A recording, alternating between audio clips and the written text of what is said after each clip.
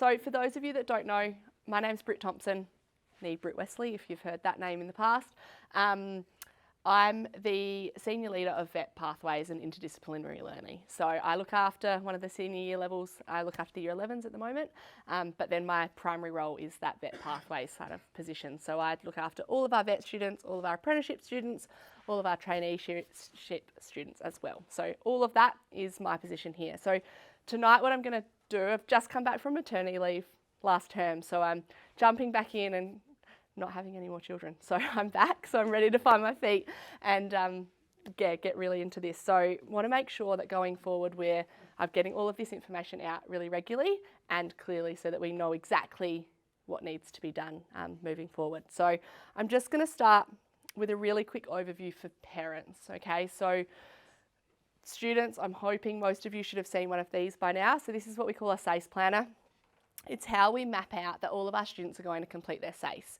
Now, there's all different colour codes on here. So we've got a green one for our personal learning plan, which is actually going to transition to a new subject in the next couple of years, but with the same principle. It's a compulsory subject that's usually completed in year 10. Our purples are our stage 1 compulsory, so our year 11, which is a full year of English and a semester of maths. Now, regardless of pathways, that is a non-negotiable at Eastern Fluoro. So we have to have your SACE compulsories completed because without that, you don't get your SACE. And we want to make sure that our students are set up to get their SACE.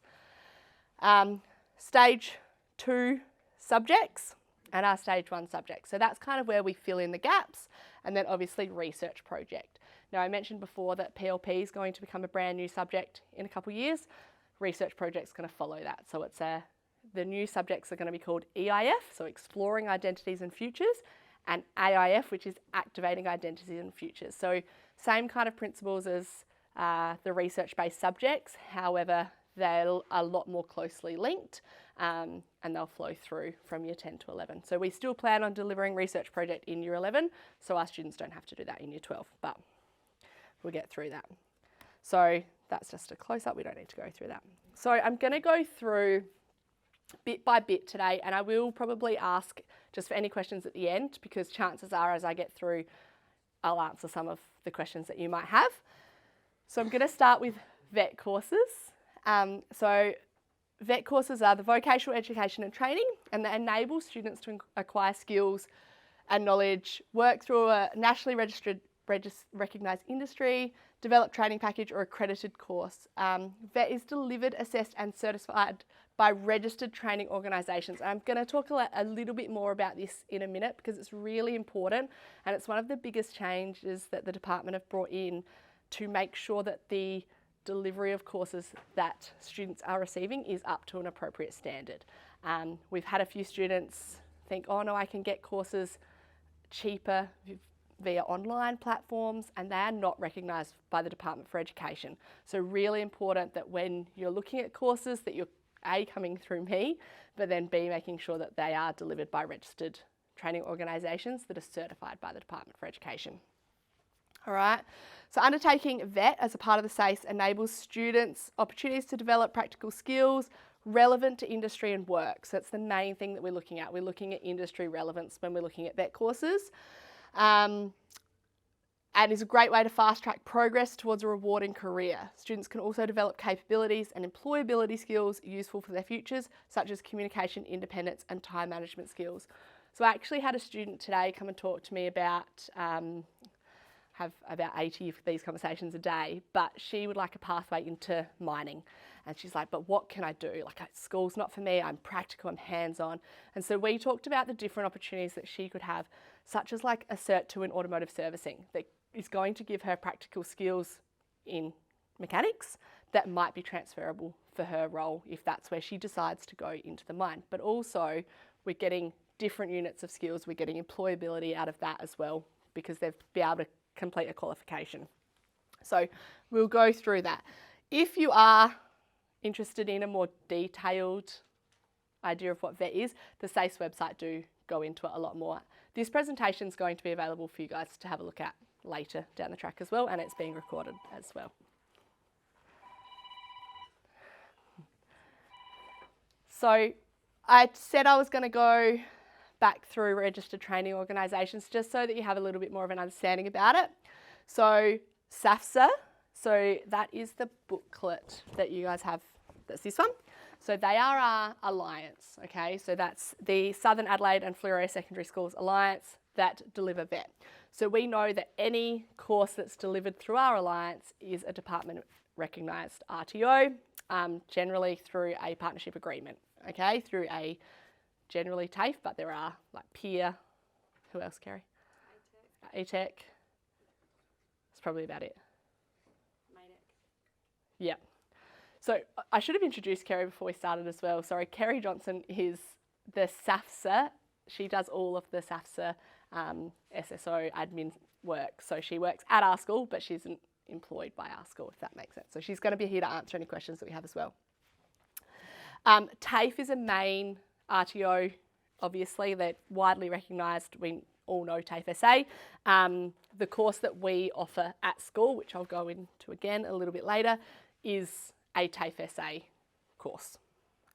There are 50 different training organisations with a range of delivery options, such as RTO, online or blended, that are departmentally preferred. So just because the department have to approve them doesn't mean that it's taken away those online kind of learning options as well. Some schools have RTOs that deliver at the school site. So as I said before, our certificate to an automotive servicing that we run down the back in the auto sheds, that is delivered through an agreement with TAFE SA. So we have a TAFE SA lecturer come and teach that course. The list is very extensive and we must access preferred providers. I cannot stress that enough. It's something that the department have really focused on, making sure that we are giving adequate training and education to our students. All right. So VET. First of all, subject selections are coming up next week, which is why we've kind of timed this meeting now.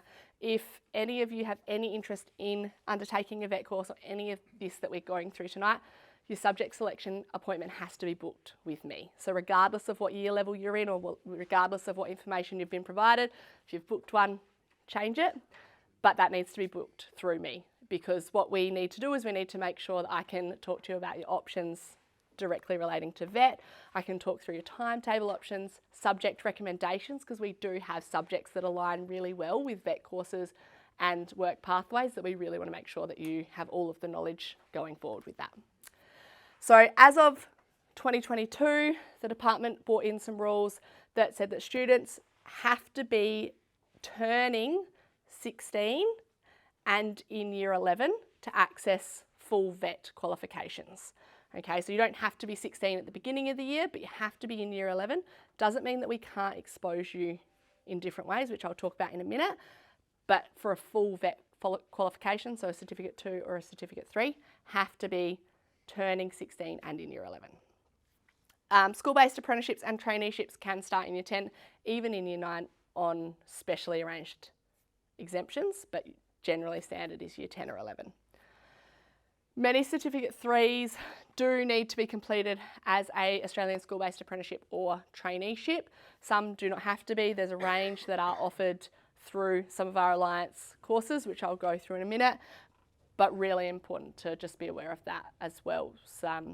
Hairdressing is one. There's a few others that once you get to that Certificate 3 level, they have to be done through school-based apprenticeship, or not school-based, or apprenticeship. And again, Department for Education, can't stress that enough. We've actually had a couple of incidents this year where we haven't accessed preferred providers and it's caused a couple of issues. So, stackable VET. So this is for the students that aren't in that year 11 age bracket yet. So stackable VET is something that Department for Education have brought in because we used to offer VET courses in year 10, they've taken that away, they've upped that a little bit. So now what they do is in year 10, it's stackable VET, it's short courses. So it's kind of like taster options. So this year we've had white cards taught or delivered at school. We've had an introduction to construction course that was ran on site here, which was really well received. A couple of you guys did that. We're also currently participating in an introduction to wet trades course. at Mount Barker TAFE SA.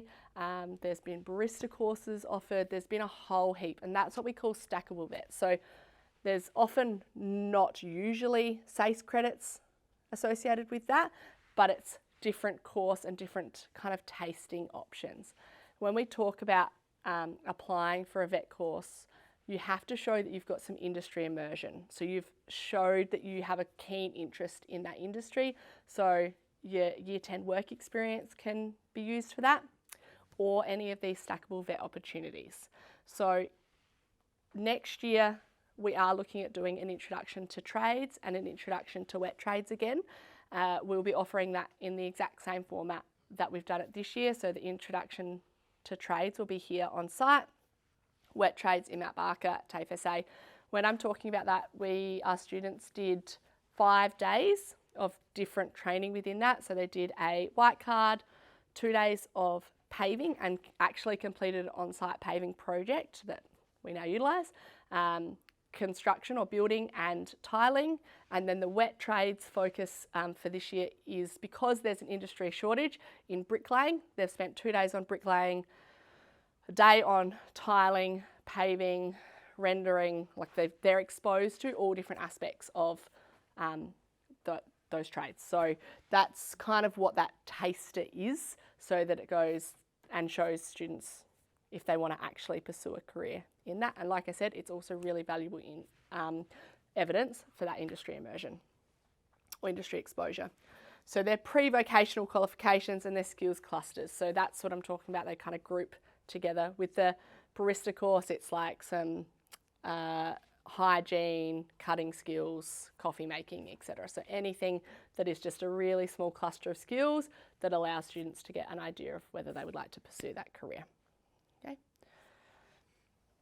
So, like I said, the short courses that we've kind of been exposed to this year: introduction to construction, introduction to wet trades, white card courses. Now, or who has hands up if you've done your white card? Yeah.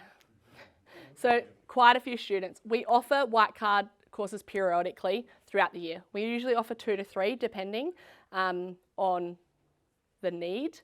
This year we've done 2. I don't think we'll be offering a third because there's not quite the interest this time around, because our introduction to trades and introduction to wet trades also incorporated the white card within it. So it's taken out some of that need.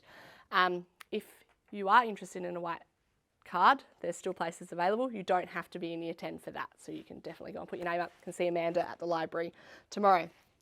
And then introduction to hospitality, which is offered again periodically on needs. We're looking at perhaps another term 4 option for that, but we're not quite sure about that at the minute. Right. So this is our SAFSA Alliance, so that's the booklet that you've got, but I thought we'd just kind of capture so you can see the courses that are offered within our Alliance.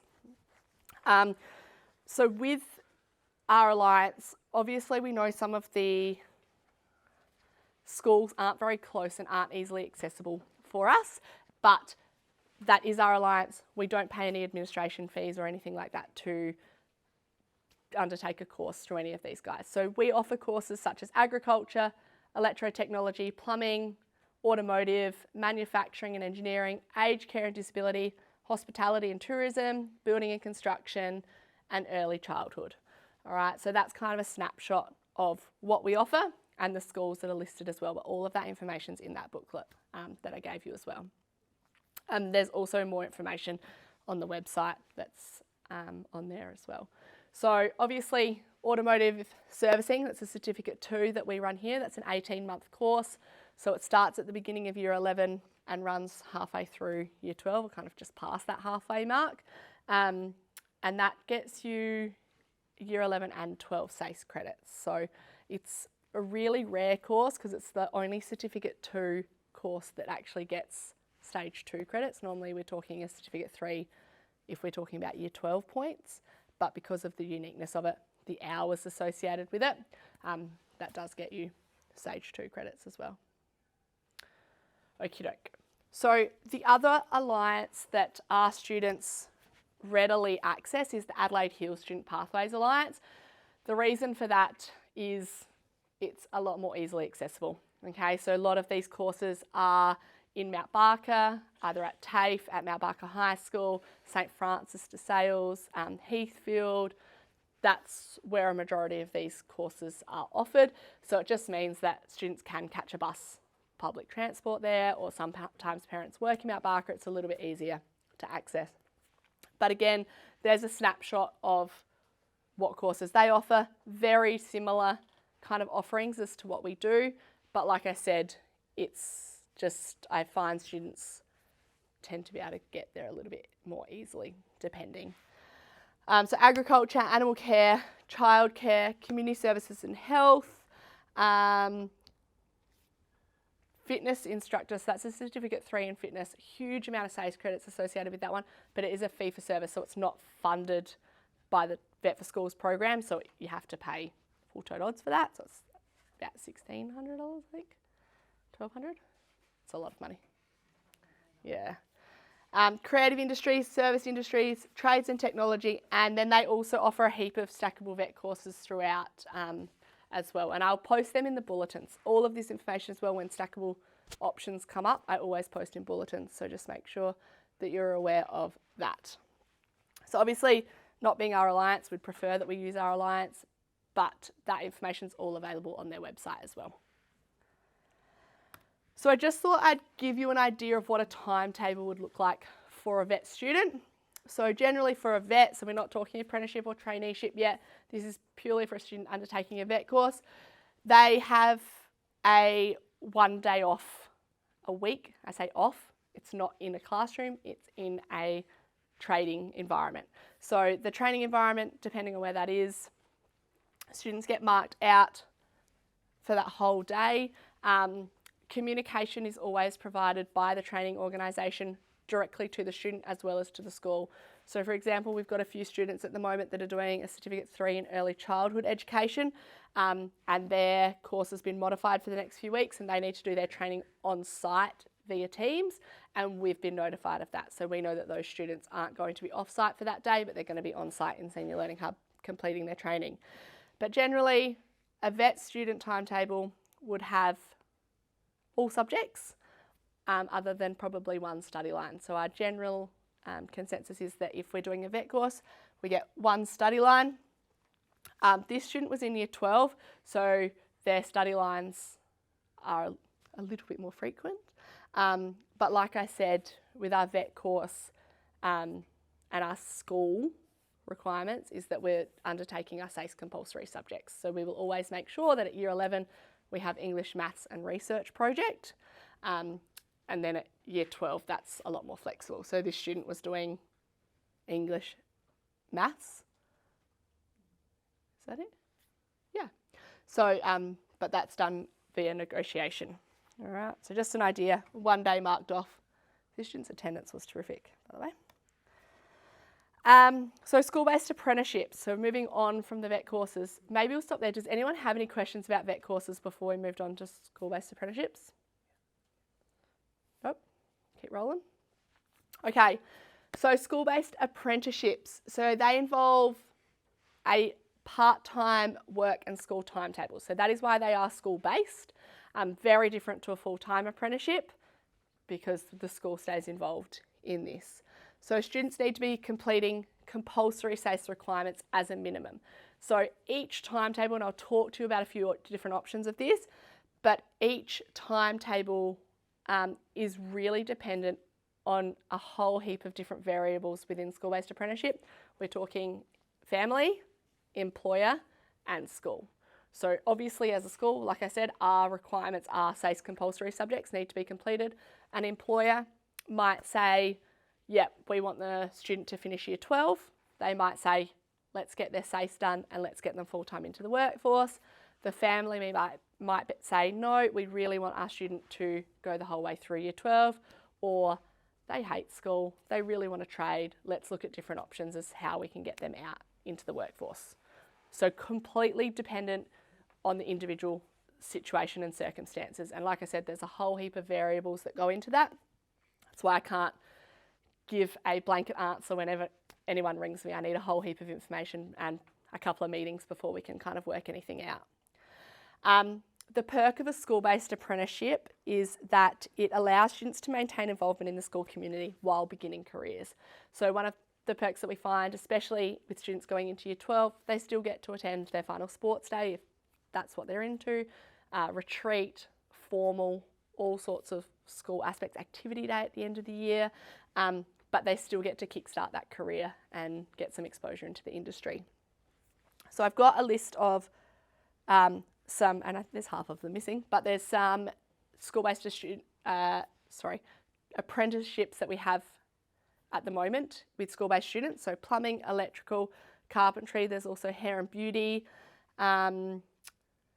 mechanics. There's a whole heap of different industries that we currently have students engaged in school-based apprenticeships with. So students can remain school-based and complete their SACE or move to a full-time arrangement once those school SACE compulsory subjects are completed. So again, like I said, it is totally dependent on the individual situation and circumstances. A student might initially start a school-based apprenticeship and think that they want to carry on and go through their schooling, and then once they get into that and they're like, nah, as soon as I've got my SACE compulsories, I'm ready to go full-time. And that's completely fine. We can make that change at any point with the employer and the training organisation. But yeah, like I said, school-based wise, if a student comes to me and says that they want a school-based apprenticeship, they still have to do their English, they still have to do their maths, they still have to do their research project. There's no getting out of those. That is a minimum. All right. So I have got a couple of example school-based timetables for you as well. And I think that it's really important to stress that this is, again, dependent on the year level. So this first student that I've got was a year 12 student doing a plumbing apprenticeship. They only stayed in mathematics because they thought that that was really relevant to their career. And they were doing 3 days at work and one day at trade school a week. Okay, so they were doing 3 days on the work site, 1 day at trade school, and then supposed to be doing 1 day at school, more like half a day according to this, but that's what they were supposed to be here. That's the other reason why a school-based traineeship timetable can differ, is because some trades offer their trade school in block periods. So civil operations do blocks. So they'll be like, nah, you don't do any trade school for a month and then you come to us for a week. Whereas some trades, plumbing is one of them, they do 1 day a week. Hairdressing is another one. All right, so that depends. So that's why they might have more days out. This next example, this was a year 11 student, and I find this is a really classic year 11 school-based apprenticeship kind of model, but like I said, very dependent, but generally this is the most common that I see in year 11. So it's 2 days at school, 2 days at work, and 1 day at trade school. And I find that that's probably a good balance. Obviously, the students need to make sure, and this is a little bit different now because we offer all of our subjects in only block periods, so they're only double lessons. But here we really tried to capture that they were getting the double maths, double research project, and they were still hitting that English lesson. And then the rest of that study time is the student's responsibility to catch up on the lessons that they've missed. All right, and the work that they've missed. So that's a really, yeah, like I said, that's a really classic model for a year 11 student that I find. Are there any questions about school-based apprenticeships that are general or anything that I've missed? Kerry? Mr. Oaf? Got it? Okay. So employment. So I just wanted to make sure that we're really clear on this because it is kind of a little grey area that always pops up at the beginning of each year. So there are actually some restrictions around working during school hours outside of an apprenticeship or traineeship during school hours in South Australia. So that is government, it's not us, and we have this conversation a lot of times at the beginning of each year, but it's not our decision. So in South Australia, you aren't allowed to work during compulsory school hours under the age of 16. You also can't work at times that might affect your education or training, such as late at night or early in the morning. Obviously, we don't know what you're doing at 4 a.m, but it is something that we need to make sure that you're aware that this is what the government say to us. You can start working full-time once you turn 17, or if you are 16 and your full-time work is an apprenticeship or traineeship that is part of an approved learning program. Now we can, again, receive exemptions for things like this. So if you do receive full-time employment in an apprenticeship or a traineeship or outside of those, we can apply for an exemption that has to go through the Department for Education. And then that kind of just gets monitored until the student turns 17, because once the student turns 17, we can make them left. But until that point, so that 16 to 17 age bracket, we need to just be monitoring that they are employed full-time if that's what they've said they're going to do. All right, and there's the link for that information as well if you want to refer to that at any point. So now that I've kind of captured vet, school-based apprenticeships, traineeships fall into that same kind of category as apprenticeships, I want to just talk about VETRO. So VETRO is the vet readiness orientation. Now this is completed for all vet courses, for all apprenticeships and traineeships within the schooling system. So it's an upfront assessment of student readiness, and it's conducted by the training organisation. So whether that is TAFE, MADEC, PEER, whoever the training is provided by, it's conducted by them.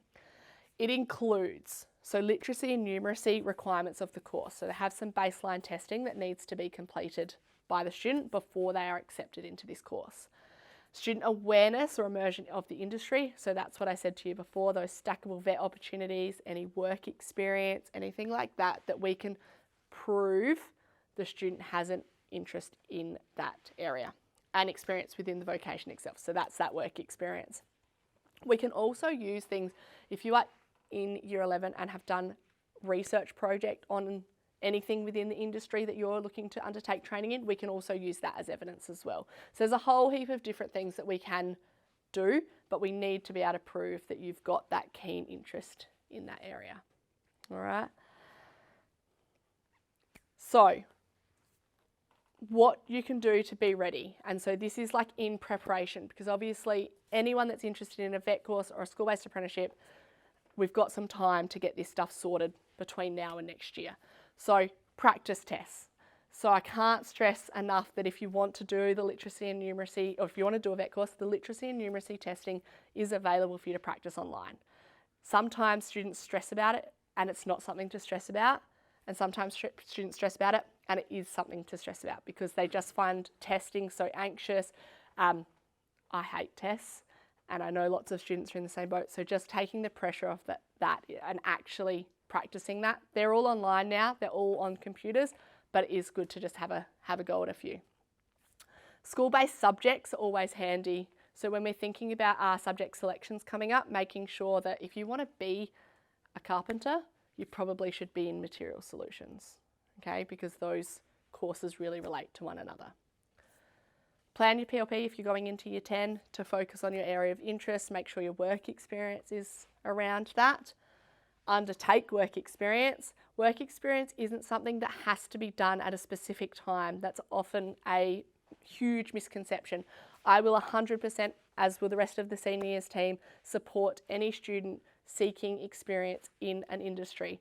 So if you come to me and you say, Ms. Thompson, I've got an opportunity to do work experience in bricklaying in 3 weeks' time, can we do the paperwork? I'm never going to say no. All right, that exposure to industry is so important. Obviously there's processes that we need to follow so that we ensure that everyone's insured, etc. But we can absolutely do that. Research project, like I said, formulate that project question around the industry that you're interested in, because we can use that as evidence for your VETRO.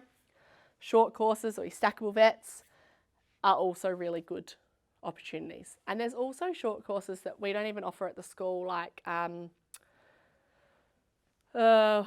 what are some of the stuff, like the work zone stuff, that's an age limit, I think it's 17, but there's lots of stuff that TAFE offer. And like I said, I'm always uploading that information onto the bulletins for you guys to look at. So all of those things can be done between now and next year, getting ready for 2024. And the last thing that I just want to talk about is that there is another misconception that vet leads you into a pathway that doesn't allow for university, which is absolutely incorrect. So when we're talking about career education and putting this into perspective in secondary education and particularly the SACE. In year 7 to 9, it's all about those exposure of different subjects of different industries, allowing lots of learning opportunities. Year 10, a little bit more of a context around PLP, what will be EIF, vet tasters, work experience, stack of courses, and then into years 11 and 12, looking at flexible industry pathways, so FIPS, courses, obviously undertaking that VETRO. Now this is where it branches off. So SACE completion looks very different to receiving an ATAR for university entry, but 100% your vet course can be used towards an ATAR. So you can complete a Certificate 3, which is stage 2 credits, and you can use that as one subject going into that ATAR application. Okay, so it doesn't close off any doors, and it's really important that we are aware of that. Is it easy to do an apprenticeship and get an ATAR? Absolutely not, but vet course, standalone, a Certificate 3, we 100% can work that. All right, are there any questions? Okay. Subject selections, I've said it before, but I can't stress it enough. If you are thinking or if you would like to have a bit more of a one-on-one chat, book your meetings next week with me. I'm here until 7 o'clock on Tuesday, so 9 till 7 next Tuesday and 9 till 5 on Wednesday. Come and have a chat. We can go through. I will have application forms, and Tim Hutchinson, who is our pathway advisor for our school, so he works for the Department for Education, but he's kind of that middle ground. He offers a lot of support to me as well. He'll be here facilitating some of that paperwork side of things as well. That's it. So if there's any questions at all, let me know. Feel free to come up and hover if you don't want to ask anything in front of everyone. Kerry can also answer any questions you've got within the Alliance, within that SAFSA brochure. Other than that, my email is on the flyer, so if you think of anything over the next couple of days, feel free to shoot me an email, or like I said, book those meetings in with me. Harry? Sorry I didn't mention it earlier, but if you wanted to do more work experience, would you be able to set it up for during the school holidays? Yeah, so holidays are an interesting one. You don't actually, as long as the workplace is willing to take you, you don't actually need the school's agreement to do that because they have their own insurances. But like I said, we're willing to, if they need that from us, I just need to know because then I need to be available if the workplace need to contact me. So we 100% can do it, but I just need to be aware because during holidays I'm not here 100% of the time. So I just need to know when that's happening so I can do workplace checks and things like that. Just give them a call, see how you're going. Is the automotive one the only one you do here? Yes. Jacob did the hospitality one here. Yes, so with the preferred providers, so with the department, basically one of the things that they brought in, so we had a couple of really, really good teachers delivering a couple of different vet courses, so Holly Stevens, Megan Wood and Emily Rogers used to do the Certificate 3 in Health Services Assistance. When they brought that in, we can no longer have our teachers deliver courses on site because it needs to be industry specialists. So even though those teachers had worked in hospitality, we can't get the licenses to do that. So the Certificate 2 in automotive servicing, we've kind of got a loophole with John Copeland is our TAFE SA deliverer, and Dave Jennings supports him in a support role. He's basically just in the classroom helping. But yeah, unfortunately we don't do hospitality on site anymore or health services, which was a bit of a letdown, but that's not much we can do about that, unfortunately. Perk is that it's now, most of those courses are being delivered through either Alliance that we can access. Yeah. Any other questions? No? Subject selections, me. Great. Cool. Excellent. Thank you all for coming. Like I said, if you want to hang around